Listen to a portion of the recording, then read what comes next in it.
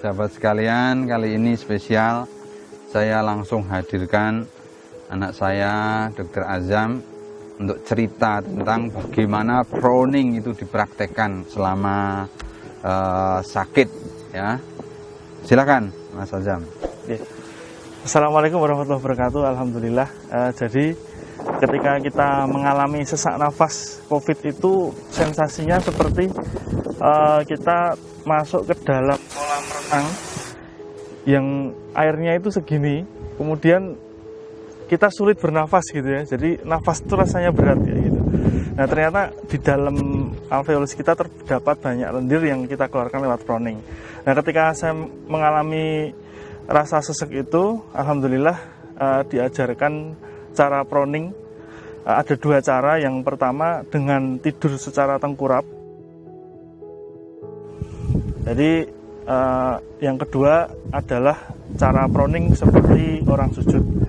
Nah, kemudian yang berikutnya ketika proning yang posisi sujud itu sebetulnya posisinya seperti orang sujud biasa. Kita mulai ya. Ini bisa kita lakukan dalam satu hari berkali-kali ya. Dan pada dasarnya tidak ada batasan, bahkan kalau bisa sesering mungkin gitu ya. Misalkan setiap 1 jam 5 menit, setiap atau mungkin diakumulasikan setiap 2 jam 10 menit gitu ya. Nah kalau yang bisa kita lakukan ketika kita sholat itu, ketika kita sujud, kita bisa ketika gerakan sujud biasa begini, kita bisa tahan agak lama di bawah sambil kita tarik nafas, lepaskan, tarik nafas, lepaskan sambil membaca doa sujud. Ya. Nah, kemudian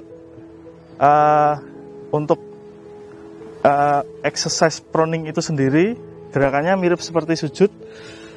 Tangan bisa ditaruh di depan begini, kemudian kepala seperti ini.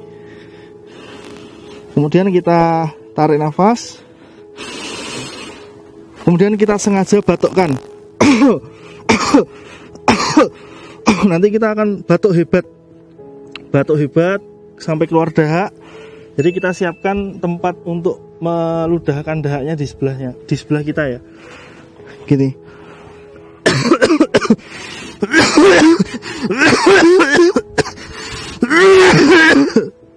Masya Allah. Kemudian kita ludahkan. Jangan lupa tetap pakai masker ya ketika proning ya.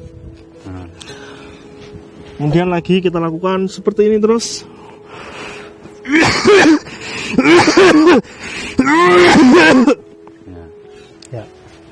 Ya. Jadi teman-teman sudah saksikan langsung ya.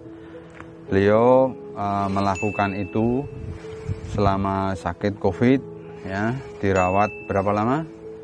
29 hari. Masya Allah ya. Dan saya mengulas sedikit tentang bagian paru-paru. Jadi kalau paru-paru itu ada salurannya namanya bronkus ya. Bronkus itu letaknya lebih depan dan lebih atas. Coba, lebih depan dan lebih atas. Sehingga posisi proning yang pertama itu bagian dari belakang paru-paru itu akan mengalir ke bronkus. Kalau proning yang gaya sujud itu sudah dapat dua-duanya. Yang belakang mengalir ke depan, yang bawah mengalir ke atas.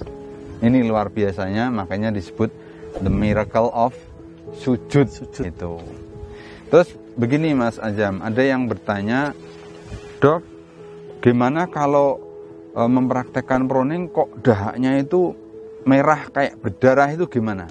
Mungkin pengalaman Mas Azam. Kalau pengalaman saya memang awalnya dahak itu akan warnanya kemerahan, ada bercak darahnya bahkan, karena mungkin di dalam nasofaring atau saluran pernafasan kita memang ada sedikit luka-luka ya. Jadi itu wajar saja, nggak masalah dilanjutkan. Dan dahaknya awal-awalnya warnanya tuh kayak coklat, kayak susu coklat gitu. Kemudian lama-lama dahak akan berkurang, warnanya semakin jernih, hingga lama-lama tidak keluar dahak. Tetap batuk tapi tidak keluar dahak.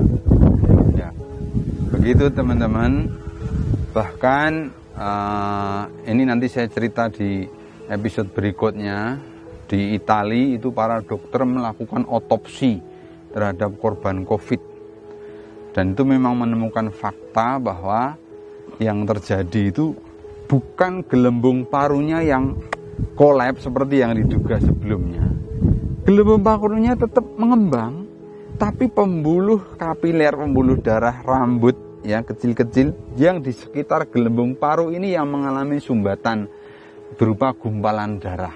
Jadi saya kira benar kalau di awal-awal lendir itu akan kemerahan, ya, karena terjadi lisis daripada emboli-emboli ini yang kemudian memberi staining namanya, imbibisi kepada darah yang berwarna kemerahan. Jadi tetap diteruskan, nanti lama-lama menjadi jernih gitu ya, jernih, dan awalnya pekat, lekat gitu, lama-lama jadi encer gitu ya.